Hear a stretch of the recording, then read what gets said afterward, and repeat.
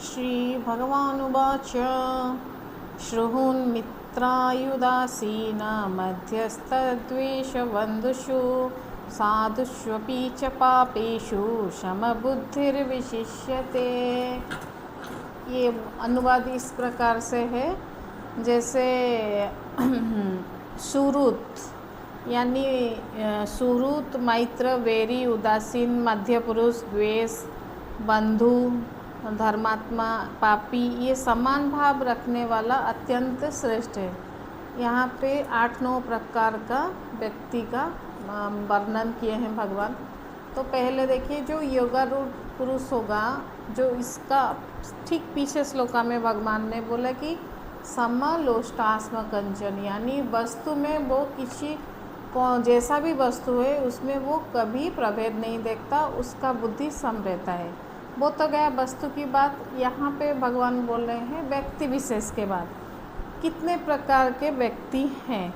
और सबसे जो व्यक्ति हैं यानी श्रुहुन यानी जो मित्र है, फिर उदासीन जो ना किसी को लेना ना किसी के देना, फिर सुहृद यानी जो हितैषी है, फिर मित्र यानी जो हमको हमेशा अच्छे बुरे में मदद करते हैं, फिर अरि यानी शत्रु, फिर साधु मीन्स जो सोसाइटी में अच्छे लोग होते हैं वो साधु है, फिर मध्यस्थी यानी जो मिडिल मैन है, जो अच्छे हैं तो अच्छे हैं, बुरे के लिए बुरे हैं, और बंधु मीन्स फ्रेंड। तो ये सब चीज़ जो हम देख रहे हैं, जो योगारूढ़ है वो सभी के लिए उसका दृष्टि ना समत्व बुद्धि रहता है।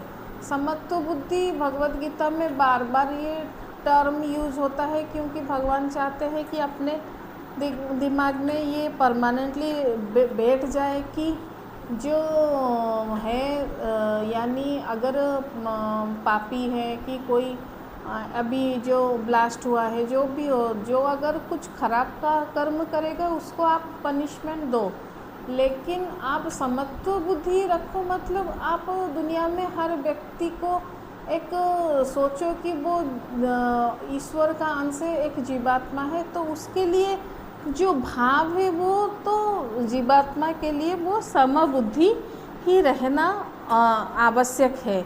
यानी यही ही योगारूढ़ पुरुष का ही साधना है, और ये सबसे बड़ा साधना है। क्योंकि हम लोग क्या करते हैं, अपने बच्चे, अपने पिता माता को, बुजुर्गों को हम रिस्पेक्ट दे देते हैं और अपने बच्चों के लिए भी निकल जाते हैं, लेकिन कभी सोचा है कि मैं दूसरों बच्चों, पड़ोसी के बच्चों या पड़ोसी में जो रहता हुए हैं बुजुर्ग, उनके लिए मेरा भाव कैसा है? कहीं मेरा भाव उनके लिए ख़राब तो नहीं? क्यों मैं अपने बच्चों को ये जो झगड़ा करते हैं उसी के कारण मैं उन पे चढ़ती तो नहीं? यानी मेरे लिए मेरा खुद का बच्चा जितना भी है प्रायोरिटी, बाहर का वो दूसरे का बच्चा भी मेरे ही बच्चे का एज है, तो मुझे वही समबुद्धि रखना है कि वो तो मेरा ही बच्चे का एज का है, तो मैं वो भी मेरे ही बालक की तरह है। तो ऐसा एक बुद्धि निर्माण करना ही योगारूढ़ साधक का एक चरम लक्ष्य है।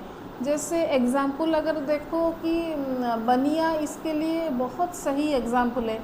आप अगर एक ज्वेलरी के पास जाओगे और आप बोलोगे नहीं, ये 2 सोने का एक ईयर रिंग लीजिए और सोने का एक नाइफ़ लीजिए, उसके लिए कोई आकार और कोई चीज़ में कोई फ़र्क नहीं है। वो दोनों को पिघला के उसको वो धातु देखता है, यानी सोना देखता है कि मुझे सोना मिल रहा है, मुझे आकृति से कोई फ़र्क नहीं पड़ता, वो सोने का कुछ भी हो। तो वैसे ही उसके लिए जैसे सोना प्रायोरिटी है, उसका आकार प्रायोरिटी नहीं है, वैसे ही हमारा जो साधक जो है, जो योगारूढ़ पुरुष है, वो निष्काम कर्म करके कर्म फल की आशा ना रख के और सब जीवात्मा को समबुद्धि से इस साधना से रह के वो अपना जीवन व्यतीत कर सकता है और सुकून की ज़िंदगी जी सकता है। यही इस श्लोका का बहुत डेप्थ मीनिंग है और बहुत लाभदायक मीनिंग है, जो हमें